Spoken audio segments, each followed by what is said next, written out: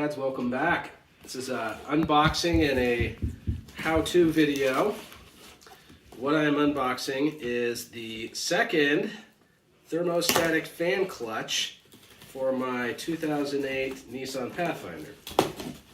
Why is it the second one? Well, I bought the first one when the car started overheating and it was clear that the fan wasn't engaging. The second one I bought, I guess the first one I bought to fix the problem, I bought the cheapest one I could find on Amazon by a brand called ECC.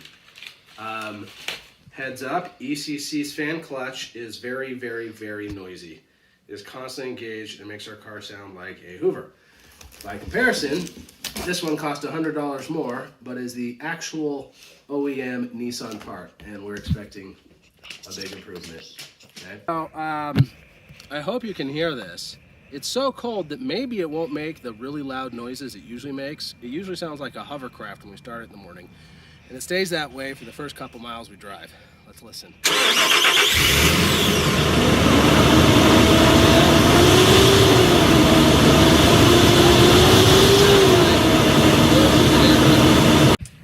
Okay, so I'm holding everything you need to do this job, which is nothing but whatever size 10 wrenches, ratchets, impact drivers, extensions you have, because every bolt you take off is a size 10.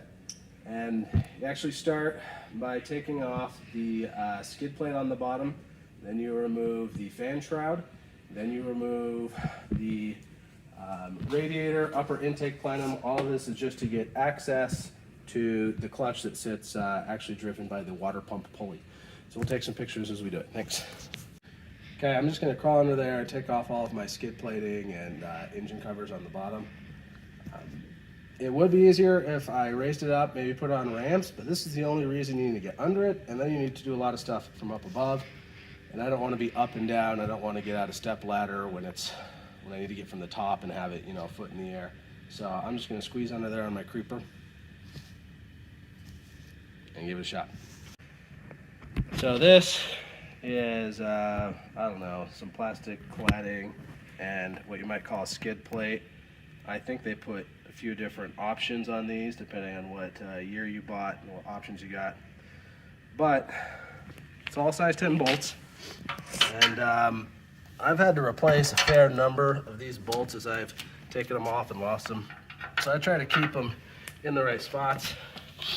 Also note that 4 of them go into some plastic, I don't know what you call them, T-nuts or square nuts or something.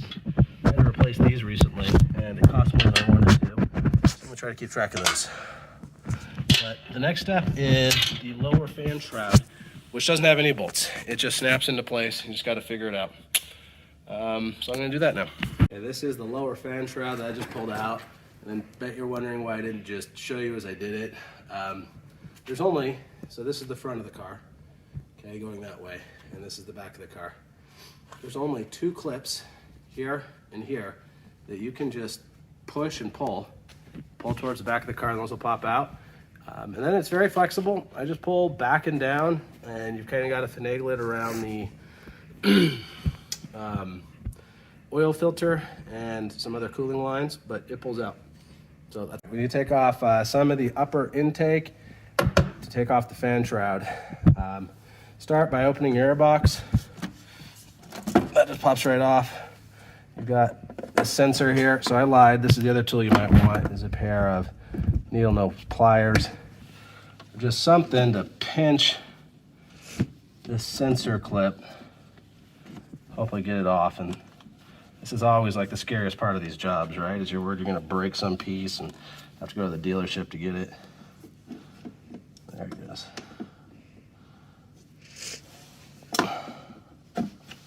That comes out. Wiggle, wiggle, wiggle. That comes out. That's probably your mass airflow sensor, right? Okay, and then I just work down the line, finding the bolts that are holding this in place. And guess what? They're all size 10s.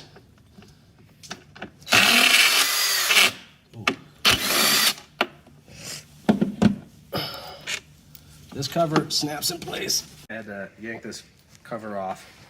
And it's cold outside today, so I was worried about cracking it, but it's got these I know you call them rubber gaskets. Those go over bolt heads, and you can't get to them. You just gotta pull and twist until they come off. And hope you don't break it. But I'm gonna keep those bolts that go here right here, because I have a whole lot of size 10 bolts, and they probably would all work, but I want to keep the right ones in the right places. All right, then this cover, just working my way around, taking off anything holding it in place. So I've got some more bolts.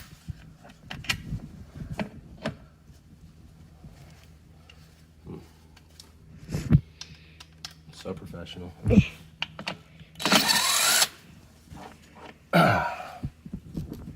right. After those, you take off the hose and the other hose, and the whole thing will lift right out, I think. Oh, that was not a size 10. So there you go, I lied. I think that's a size 8. All right, so it turns out these are size 8 or just a standard screwdriver head. I need to loosen that hose clamp. And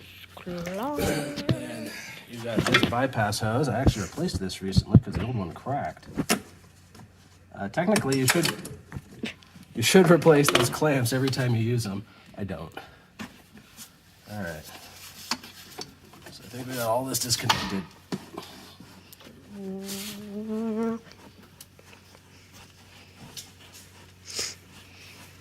Yep, there it goes. Take your time there. All right. Into the pile. Pushing this over here. The 2 screws that go there. And back. You've just kind of exposed your throttle body. Don't get anything in it. Might be smart to wrap a plastic bag around that or something. All right, next step. Upper radiator shroud, which is actually the fan shroud, which is this big, ugly plastic thing that got covered with radiator fluid back when we had to replace the radiator. Okay, so to get this radiator shroud off, you've got 2 bolts at the top.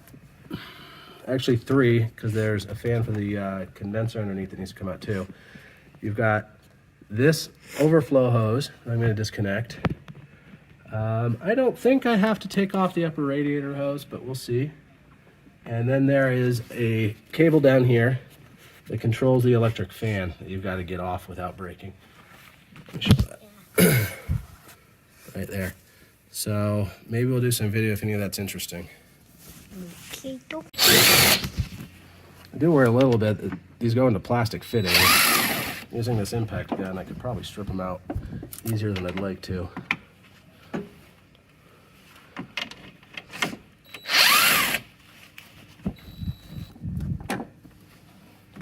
Sure is quick though. All right. Okay. No, keep going.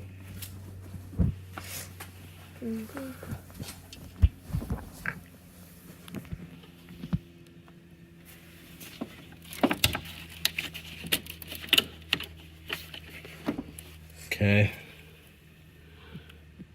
Just gotta figure out. Let's do this hose now. It clips into place in a couple spots. Pops right out.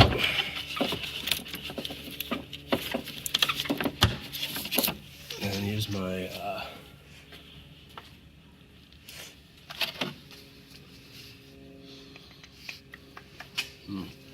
my cameraman's the hardest part. Hey. This clamp actually looks new to me. I think if I replaced that at some point. You might get a little bit of dripping out of here. Back up, please. Okay. By the way, you should make sure your engine's not hot when you do this.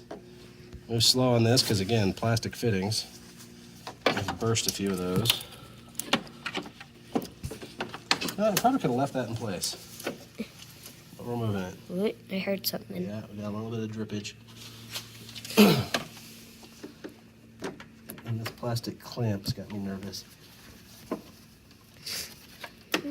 Nope, came right off. Good. Okay, I'm making an on-the-fly decision here. I do want to disconnect and move my radiator hose. Which one's the For the radiator? shop teachers out there watching this, yeah, I probably should have disconnected the battery, but we're being careful. Okay, this is the radiator hose. Again, this is a non-reusable clamp that I've never replaced. I think you should really get on replacing all of these.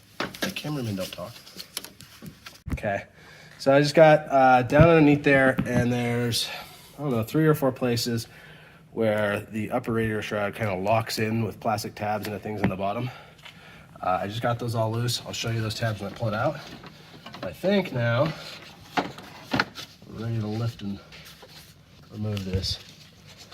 Let's see if we can do the condenser fan first. No, we can't.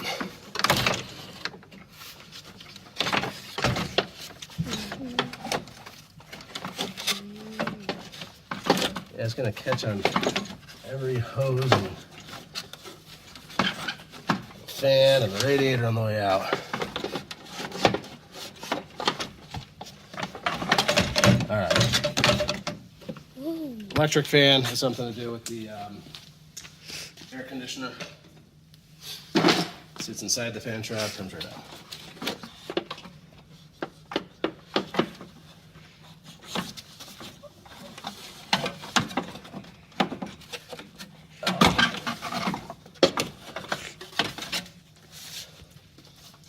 Okay, a little bit of fluid from my upper radiator hose. So there are 2 clips here that hold a hose in place. I removed those as I pulled it out. And across the bottom, we've got these 2 that go into posts at the bottom of the radiator. And then here and here, the fan for the air conditioner slots in and kind of locks all into place too. So I just got under there and pushed it all around until it popped out. There you go. Now we're really kind of down to what we want to be down to. Coming up here. This is the fan. This is the clutch. And it is held in place just with, guess what? Some size 10 bolts. The fan comes off and then the clutch comes off. But you can see it's really stiff. It's freezing cold out here. I mean, literally like 30 degrees. We'll see if the new one spins differently when cold. But this thing is way too loud. Okay. All right, I've got my size 10 ratchet on one of the bolts. I can't think of any other way to do it other than using, oh yeah, that wasn't bad.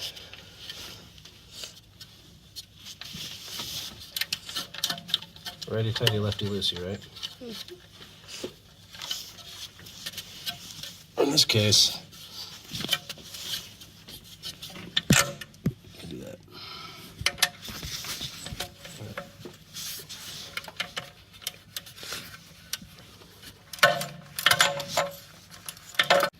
All right, remove those 4 bolts. There's no trick to it. Just gotta turn them enough, and out comes your fan. Notice it is clearly labeled front, which is nice because if you put this on backwards, you'd have a problem.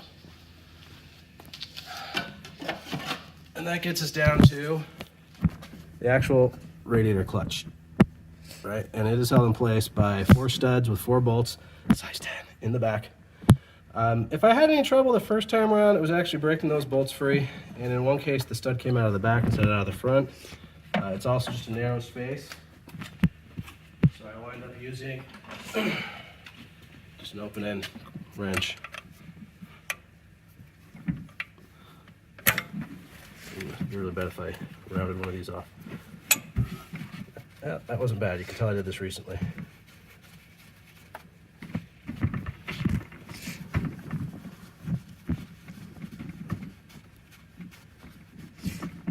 We're actually going to do the belt too, because you can see once you've got all this off, the belt's pretty easy.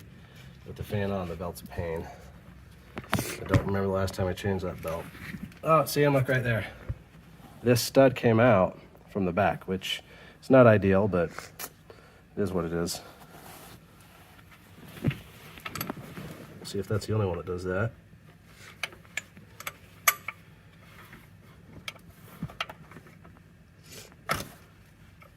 I actually own a nice set of ratcheting wrenches. This one's coming off just the nut, not the bolt.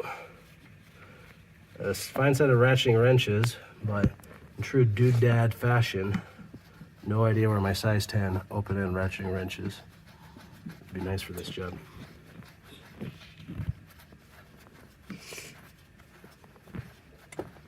Okay, just the nut. All right.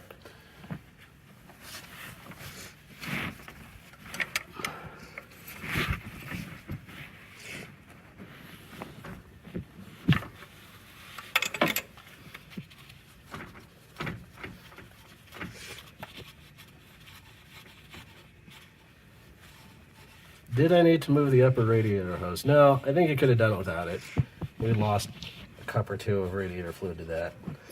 But from recent adventures, I have extra radiator fluid on hand,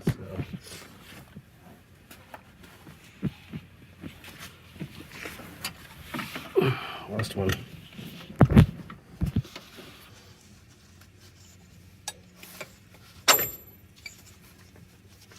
There you go. Let's go compare it to the good one. See how we did. All right, this is the super cheap one from ECC we just took out. It's hard to turn. I used it for probably a month. I'm gonna return it through an Amazon return center. That is easier to turn, but the temperature difference between the two, the colder these are, the easier they should turn generally. Otherwise, there's a few differences. And this really cheap one, you've got what look like casting marks from where they were injecting into the cast through the fins. On the actual Nissan one, you don't have that. Otherwise, they are very, very, very similar. Yeah, it'd be hard to tell a difference. This one is marked with the Nissan part number, and somebody wrote either a 6 or a 9 on this bimetal plate. I understand this is what controls the valving inside that moves. It's a type of oil between the parts that engage and disengage the fan. On the back, what do we got? This looks like it's made out of a black hardened steel. And this looks like it's made out of something cheaper in my mind. But again, you'd be hard pressed to see any significant differences. I decided that while we're in there, as they say, to replace the circuiting belt. It was $18 at Amazon. It is a size 14 bolt holding that on, and you want to set your ratchet or your breaker bar to use that to loosen. I'm not doing that right. I just remember how this works. Okay, you don't mess with this bolt at all. So we torque that bolt down. And what you need is a 3/8 inch drive. All right, so I started doing that wrong. You don't adjust that bolt at all. You take a 3/8 inch drive, you put it in there, and twist. You're in the way, cameraman.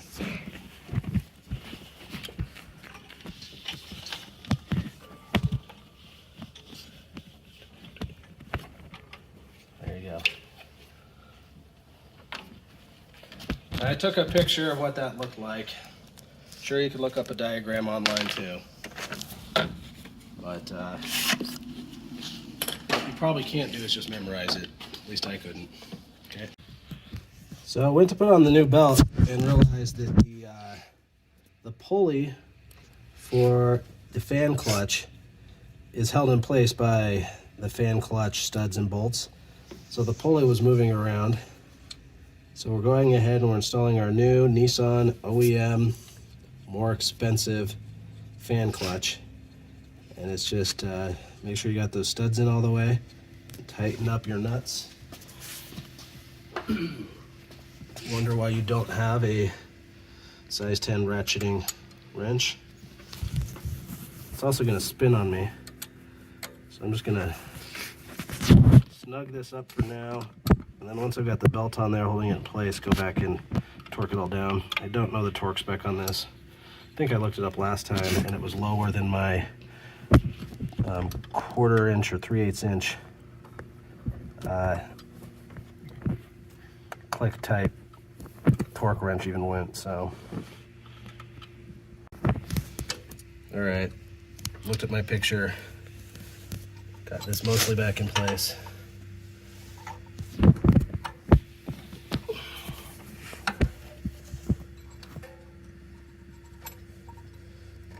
Yeah, and on the wrong side of my wrench.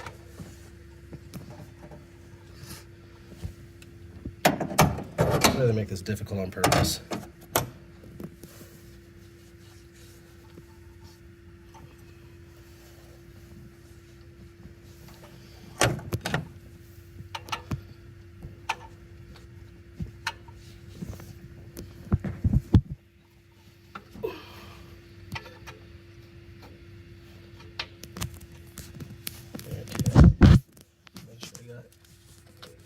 Belt on all the ribs.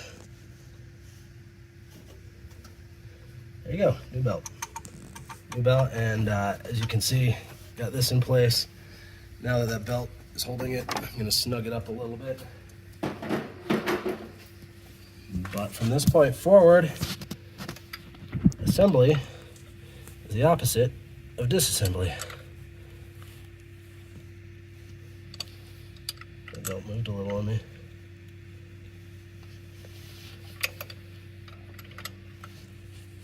Again, if you're being real good about this, you'd look up the torque spec. As I recall, though, it was, like I said, lower than my torque wrench. It's not a big torque wrench. It's not the ½ inch. It's just a 3/8 inch. Measures in inch pounds. It was actually lower than it would even go. Are you going? Yeah. I can't tell if that spins any differently than the old one. We'll know when we start it up and see if it sounds like a hovercraft. Good. Okay, fan. Conveniently marked front. Make sure you put that on right. Not totally sure what happened if your fan spun backwards, but it's not what Nissan wants it to do. Just 4 bolts, all size 10. All right, found all the right places for the nuts. Excuse me, the bolts here. Just snugging those up.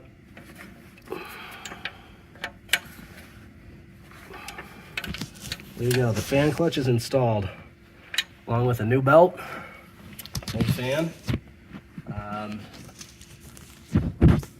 like I said a moment ago, now we just do things in reverse. So next up, upper fan shroud. All right, and if there's a trick here, it's that you gotta make sure you get your condenser fan, I think that's what that is, inside of it.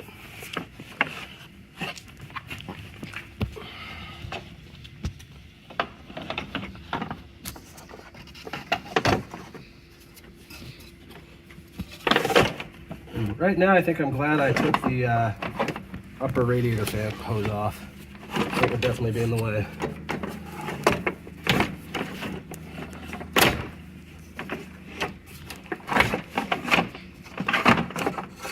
And she goes.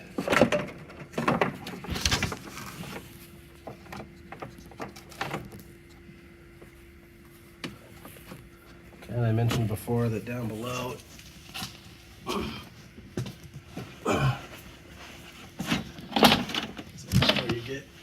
the connections.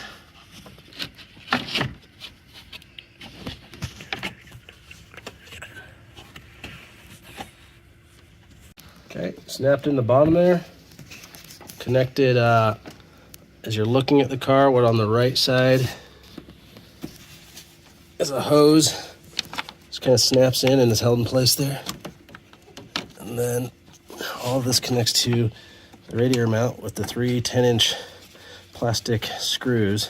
Screws are not plastic, but they're threaded for plastic. Go back in.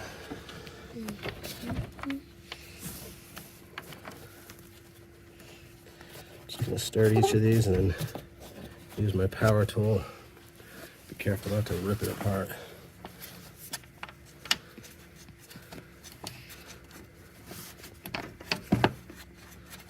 Not a fan of plastic connections.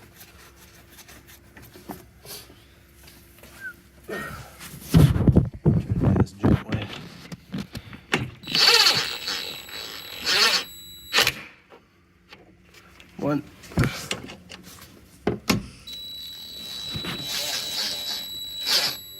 2. 3. Okay. This is the fan connection again. It just clicks into place. A little support clip there. Another one over there that's in rough shape. Air hose, so we'll do this first. you should go in? Yeah.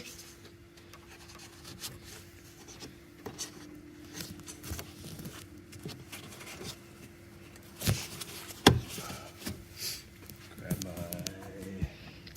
needle nose pliers off the ground. These back up. Again, these are the non-reusable clips. But guess what? They're getting reused.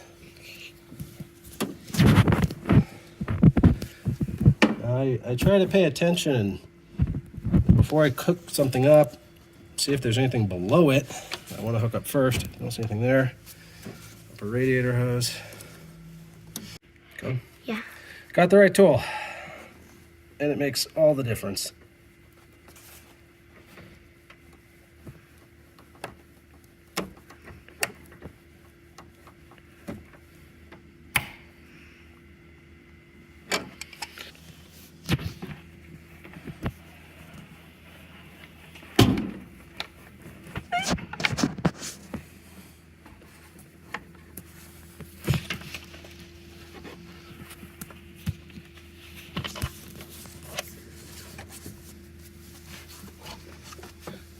Please so said.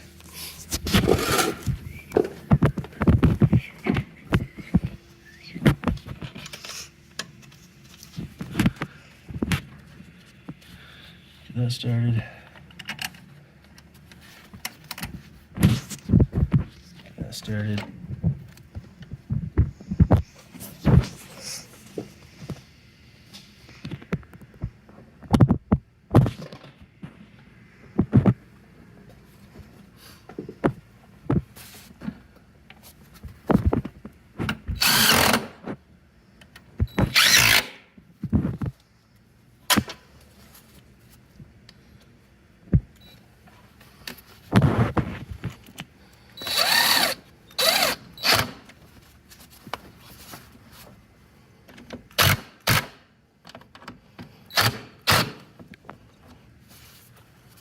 Around for the hoses you disconnected. I believe that's the mass airflow center.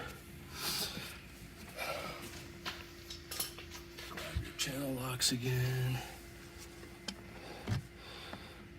So this hose that I replaced recently was actually called a bypass hose or a blow-by hose. Just identifying the part number and buying it online from the Nissan parts dealership. The hardest part.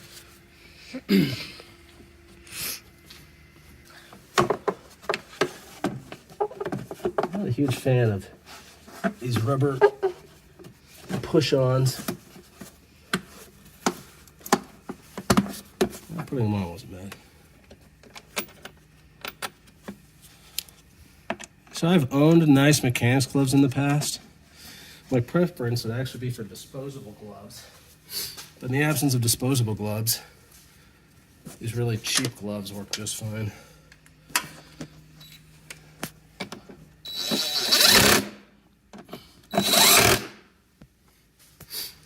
So, we are at a point now where we could drive it. I've got the shroud to put on the bottom, and then whatever you call this, and this skid plate thing. But if we fire it up and drove it right now, it would work just fine. That said, I'm gonna put it back together.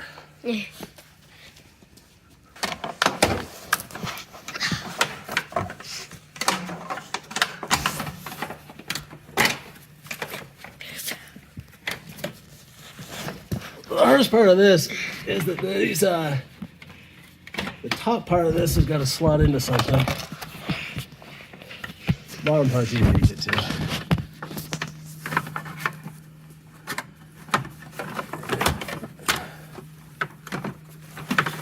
And even this isn't bad. All right, slide that top one in. Bottom clip.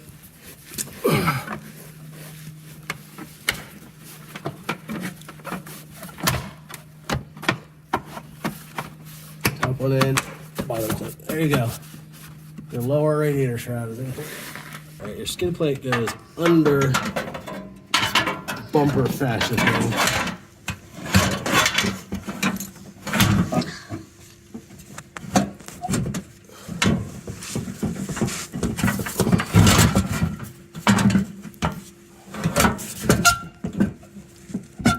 goes under the bumper, excuse me, between the bumper plastic and an actual physical bumper up there. But once you find that spot, you can slide it back, and then those are in place. Yep.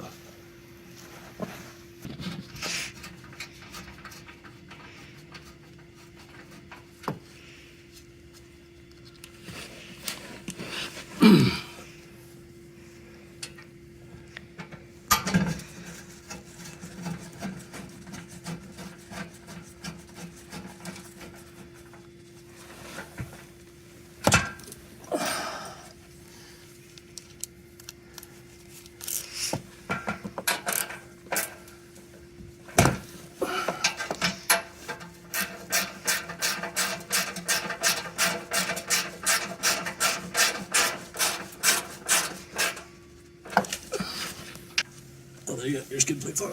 These bolts are only this shiny color on your car if you've replaced these nylon square nuts like I have. Why did I replace them? Because all of the nylon square nuts were missing. And I didn't like that. So I went and I bought stainless steel screws and the nuts all in one set. And they're this color.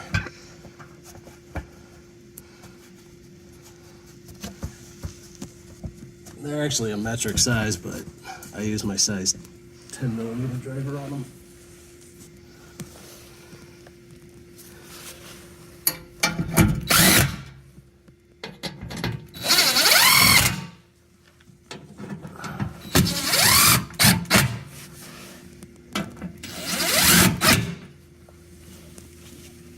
All right, just one more cover.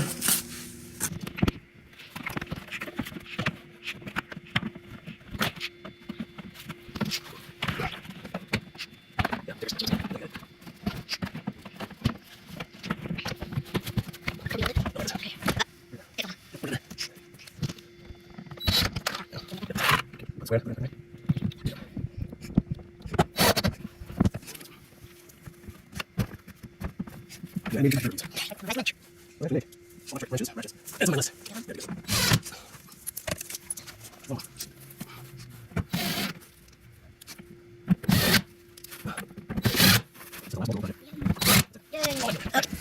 It's the first start. Let's see if it still sounds like a hovercraft.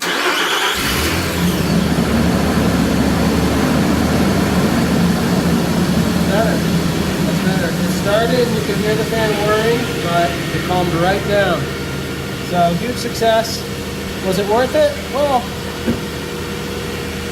it was really loud. And it was loud enough that people noticed. It was loud enough that it sounded wrong. And now it should be good. Finished that fan replacement. Filled my radiator fluid reservoir again. Made sure the radiator itself was topped off because we lost a little with the upper radiator hose. It definitely sounds much better. You know, it's got 217,000 miles on it, and it sounds good, but if you really pay attention, you kind of hear some whines when you drive it, you hear some creaks and rattles. It's easy to want to dig in and find every last one of those, but it runs fine. It's been very reliable. I'm on my way to return the ECC fan clutch that I bought on Amazon, and it made me think about what you should do when you need to buy parts. I had seen other people online talking about fan clutch replacements, and they made a strong and convincing argument that if your fan fails, you're going to experience overheating. Overheating can cause really serious problems, including cracking your block in maybe the most extreme scenario, blowing a head gasket in other scenarios, and just leaving you stranded as your engine boils over. So why not get the right, real, best part?